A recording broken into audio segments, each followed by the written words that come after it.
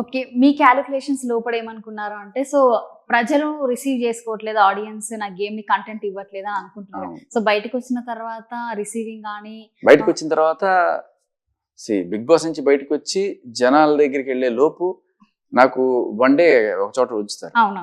ఆ టైంలో నేను మొత్తం అసలు ఏంటి ఒక టీవీ ఉంది, యూట్యూబ్ వస్తుండేది, అన్ని పెట్టుకొని చూస్తూ ఉన్నప్పుడు నాకు అప్పుడు అర్థమైంది ఏంటంటే ఫస్ట్ వీక్ కంటెంట్ బాగా వెళ్ళింది జనాల్లోకి. సెకండ్ వీక్ అసలు నేను చెప్పిన జోకులు కానీ చేసిన అల్లరి కానీ ఫుటేజ్ కానీ ఎక్కడ లేదు. సో ఇది బిగ్ బాస్ బయటికి చూపించలేదు అనేది నాకు అర్థమైంది.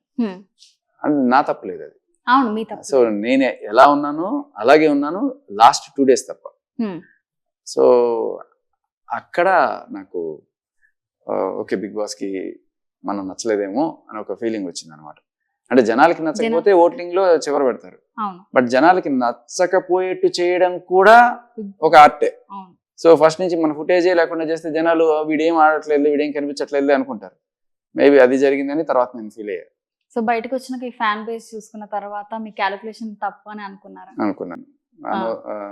ఇంట్లో వాళ్ళు అన్నారు, అయ్యో ఎంత పాజిటివ్ ఉంది నీకు, నువ్వు అనవసరంగా వచ్చేసావు అది అంటే. మరి లాస్ట్ దీంట్లో ఎందుకున్నాను అంటే, లేదు చాలా మంది ఓట్లు వేస్తున్నారు కానీ రిఫ్లెక్ట్ అవ్వట్లేదు. మేబీ మీరు చెప్పకపోయి ఉంటే, నేను వెళ్తాను అని చెప్పకపోయి ఉంటే మేబీ మీరే సేఫ్ అయి ఉండేవారు. ఆదిత్య ఓం గారు బయటకు వచ్చేవారు. ఎందుకంటే ప్రతి ఒక్కరికి హౌస్ లో కూడా మీరు అంటే చాలా ఇష్టము, చాలా ఎంటర్టైన్ చేస్తారు.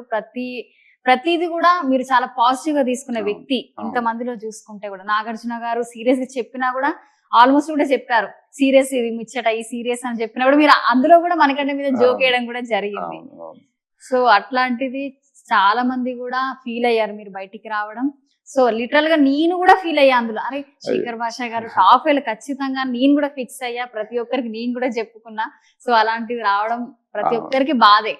సో మీకేంటంటే అబ్బాయి పుట్టాడు, సో అదే అదొకటే. అంటే ఇప్పుడు కర్నూలు చావుకి అన్ని కారణాలు అన్నట్టు నేను వచ్చింది నాకు హ్యాపీ, కానీ ఒకటి ఫుడ్, 2 బిగ్ బాస్ నాకు ఫుటేజ్ ఇవ్వకపోవడం, 3 బిగ్ బాస్ నాకు టాస్క్లలో పేర్లు ఇవ్వకపోవడం. కనీసం అంటే అక్కడ టాస్క్ జరుగుతున్నప్పుడు ఆడించడానికి కూడా నా పేరు పిలవకపోవడం. 4వది ఇంకా వీటి ఎఫెక్ట్ వల్ల ఆడియన్స్ లాస్ట్ 2లో నన్ను పెట్టడం. సో దీనివల్ల నాకు ఏమైంది అంటే, ఓకే నేను ఆడుతున్నది కరెక్టా కాదా, లేదు రిసీవ్ చేసుకోవట్లేదు జనాలు అనుకోవడం. ఇంక వీటన్నిటి మించి ఫైనల్ గా బిడ్డ పుట్టాడనే విషయం తెలియడం.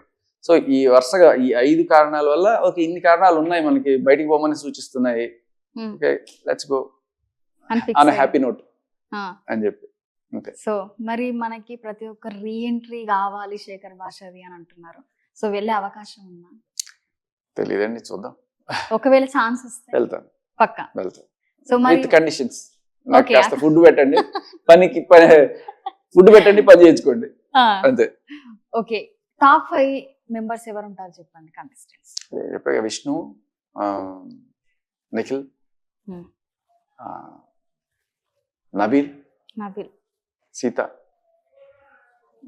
ప్రేరణ గాని యశ్వి గాని. ప్రేరణ ఉండొచ్చు. సో యష్మి ప్రతి టాస్క్ లో కూడా అరవడము, తనే మొత్తము చూసుకోవడం. అంటే నార్మల్ గా మనకి ఒక హెడ్ ఉంటారు, దానికి సంచాలక్ ఖచ్చితంగా ఉంటారు. సో సంచాలక్ ని పక్కన పెట్టి కూడా అరవడము, అది కరెక్ట్ అంటారా యష్మి చేసేది? కరెక్టా కాదా అని పక్కన పెడితే, మనం పక్కన పెట్టాల్సింది కరెక్టా కాదా అనేది. ఎందుకంటే జనాలు చూస్తున్నారా లేదా అనేది ఫస్ట్ ఇంపార్టెంట్.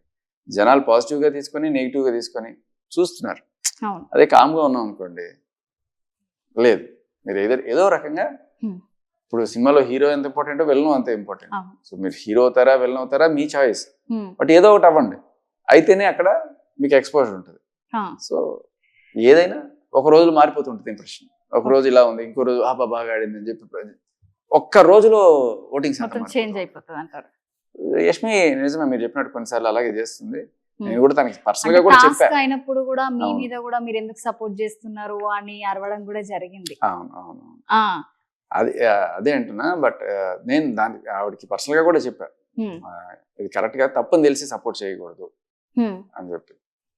ఓకే, అంటే అది టాస్క్ పరంగానే మీరు అలా గొడవ జరిగిన తర్వాత కూడా మళ్ళీ వెంటనే కలిసిపోతున్నారా? యష్మితో అసలు ఎప్పుడు ప్రాబ్లం లేదు నాకు. యష్మితో కానీ ప్రేరణతో కానీ వెరీ గుడ్ ఫ్రెండ్స్. సో అంటే మీరు నిఖిల్, నైనిక, ఫస్ట్ యష్మి, ముగ్గురు క్లాన్స్ ఉన్నారు. సో యష్మి క్లాన్ కి వెళ్ళాలని ఎందుకు అనుకున్నారు? అది ఇద్దరు, ఒకళ్ళేమో ఆదిత్య, ఒకళ్ళేమో యష్. వీళ్ళిద్దరు ఎంతసేపు నువ్వు అది చేసావు నేను నామినేట్ చేస్తాను, నువ్వు ఇది చేసావు నేను నామినేట్ చేస్తాను, నువ్వు నిద్రపోయావు కుక్కలర్చినాయి, నువ్వు మైక్ వేసుకోలేదు బిగ్ బాస్ చెప్పాడు, నువ్వు ఆరెంజ్ ఒకటి ఎక్స్ట్రా తినేసావు, ఇలా ఏదో ఒకటి సరదాగానే అంటుండేవాళ్ళు. అంటున్నప్పుడు యష్మి కూడా 1, 2, 3 ఇదిగో నేను లెక్క పెట్టుకున్నాను నువ్వన్నీ ఇదేంటంటే సరే ఆ ఛాన్స్ వచ్చినప్పుడు నేను చెప్పా సో యష్మి క్లాన్ లో వెళ్తాను ఎందుకంటే తను నామినేట్ చేయలేదు కదా. ఓకే అది ప్లస్ అవుతుందని అట్లా వెళ్ళారా? ఓకే, వెళ్ళగానే ఆరెంజ్ విషయంలో గొడవ జరిగింది. అదే అంటారు ఇప్పుడు కొంతమంది ఏంటంటే అలివి కాని చోట అధికులు అనరాదంటారు. ఇప్పుడు బిగ్ బాస్ ఇలా మనం పార్టిసిపేట్ కావచ్చు, నువ్వు ఓనర్ కాదు కదా. ఆరెంజెస్ ఏమో అందరూ తినడానికి కోసం పెట్టారు. సో నీకు కావాల్సిన నువ్వు తిను, అవతలవాడు ఏదో ఆడుకుంటున్నాడు, అదేదో నీ ఇల్లు లాగా నా ఆరెంజెస్ వాటిని ముట్టుకోకూడదు. నువ్వెవరు చెప్పడానికి, నువ్వు కొన్నావా ఆరెంజెస్, నీవే ఆరెంజెస్ కాదు కదా, నువ్వు ఎట్లా చెప్తావు? ఈ అథారిటీ ఏంటి, ఈ డిమాండింగ్ లేకపోతే కంట్రోల్ చేద్దామనే నాకు అసలు ఒళ్ళు మండిపోయింది. నువ్వెవరు, నేను ఎలా వచ్చినా నువ్వు అలాగే వచ్చావు, ఇదేదో నా దాన్ని ముట్టుకోకుండా అంటే ఇంక దానికి ఆవిడ పాలిటిక్స్ మొదలెట్టింది అనమాట. అది ఫుడ్, అది అందరు తినేది, అది ఇది అని చెప్పి. అందరు తినేది అయితే నువ్వు తిను, నేనన్నా వద్దన్నా, నేను ఒకటి తీసుకున్నాను అది నేనే తింటాను, అదే తిన్నాను కదా, నేను తిన్నాను, ఏంటి నీ ప్రాబ్లం అంటే ఇంకా అది ఫుడ్ రైట్ పండిస్తాడు, రైట్ అంటే దేశానికి వెన్నెముక, ఇంకేంటేంటో మాట్లాడుతాడు. అంటే ఫుడ్ తో వేరే ఆట ఆడకూడదు అనేది అనమాట. మరి అదే చెప్పాను నేను, రాఘవేంద్ర గారు ఎన్ని సినిమాల్లో ఎన్ని పళ్ళతోటి ఎన్ని రకాలుగా మనకి మనం అందరం చూసి చప్పట్లు కొట్టిన పాటలు లేవా? నిమ్మకాయలు తీసుకొచ్చి మన లారీల కింద వాటి కింద పెట్టి దిష్టి గుమ్మడికాయలు తీసుకొచ్చి తినకుండా బయట కట్టట్లేదా దిష్టి బొమ్మలకి? ఊరికే ఏదో మాట అనాలి, దానికి ఏదో అన్ని తర్వాత సపోర్ట్ చేసుకోవాలి, ఏదో రకంగా కంట్రోల్ చేయడానికి ఏదో ఒక రాజకీయం చేస్తాను నేను. సో మరి ఇప్పుడు సోనియా, నిఖిల్, ఇంకా అభయ్, పృథ్వీ వీళ్ళు ముగ్గురు ఒక బ్యాచ్ లాగా అయిపోయారు. సో వాళ్ళని కంట్రోల్ చేస్తుందంటారా?